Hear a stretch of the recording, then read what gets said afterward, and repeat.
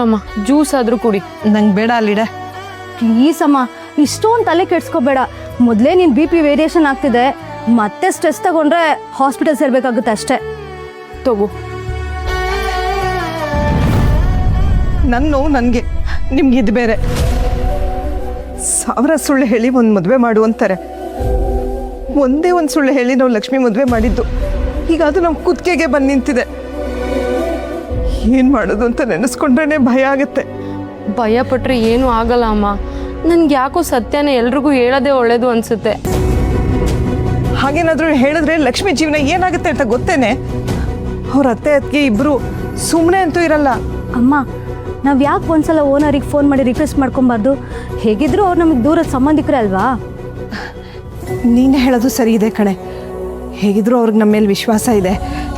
ಮಾತಾಡಿದರೆ ಏನಾದರೂ ಆಗ್ಬೋದೇನೋ. ಕೋಕಿಲ, ಫೋನ್ ಮಾಡಿಕೊಡೆ.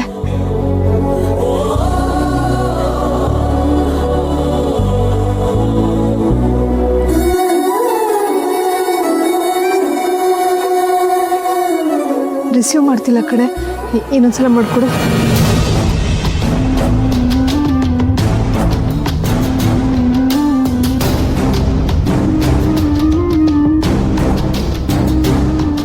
ಯಾಕೋ ಫೋನೇ ಎತ್ತಾ ಇಲ್ಲ ಕಣೆ, ಏನೇ ಮಾಡೋದೀಗ? ಯೋಚನೆ ಮಾಡಬೇಡಮ್ಮ. ಅವ್ರು US ಅಲ್ಲಿ ಇರೋದಲ್ವಾ, ಅಲ್ಲಿ ಎಷ್ಟು ಟೈಮ್ ಆಗಿರುತ್ತೋ, ಅವ್ರು ಏನು ಬ್ಯುಸಿ ಇರ್ತಾರೋ, ಆಮೇಲೆ ಮಾಡ್ತಾರೆ ಬಿಡು.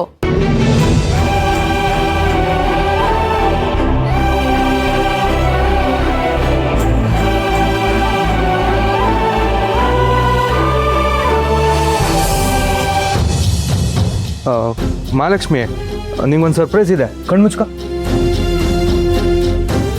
ಅದೇನು ಅಂತ ಹೇಳಿ. ಕಣ್ಮುಚ್ಕೊಳ್ಳೋದೆಲ್ಲ ಏನು ಬೇಡ. ಕಣ್ಣು ಬಿಟ್ಟಿದ್ದಾಗಲೇ ನೀವು ತುಂಬಾ ದೊಡ್ಡ ಸರ್ಪ್ರೈಸ್ ಕೊಟ್ಟಿದ್ದೀರಾ. ಪ್ಲೀಸ್ ಮಹಾಲಕ್ಷ್ಮಿ, ಒಂದೇ ಒಂದ್ಸಲ ಕಣ್ಮುಚ್ಕೊ. ಪ್ರಾಮಿಸ್, ಈ ಸರ್ಪ್ರೈಸ್ ನಿನಗೆ ಇಷ್ಟ ಆಗೇ ಆಗುತ್ತೆ. ಪ್ಲೀಸ್.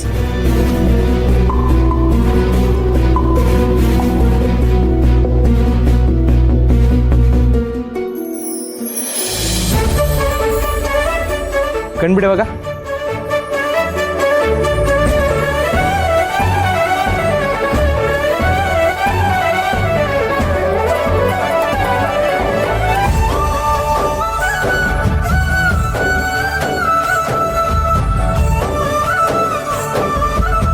ವಾವ್, ಚಿತ್ರಮ್ಮನ್ ಕಾನ್ಸರ್ಟ್ ಟಿಕೆಟ್ಸು ಎಲ್ಲಿಂದ ತಂದ್ರಿ?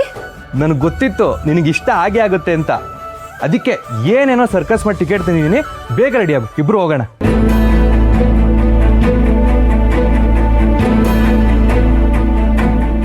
ಬೇಡ ಬಿಡಿ, ಇದೆಲ್ಲ ಯಾಕೆ?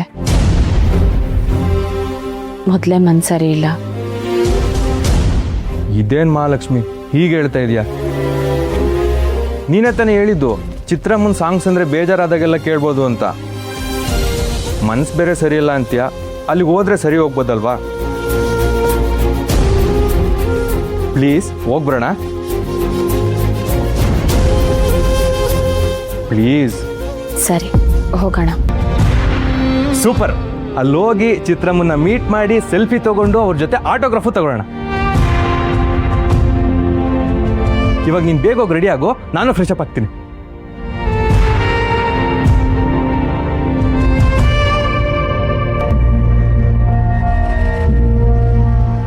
ತಗೋ. ಥ್ಯಾಂಕ್ಸ್ ಅಕ್ಕ.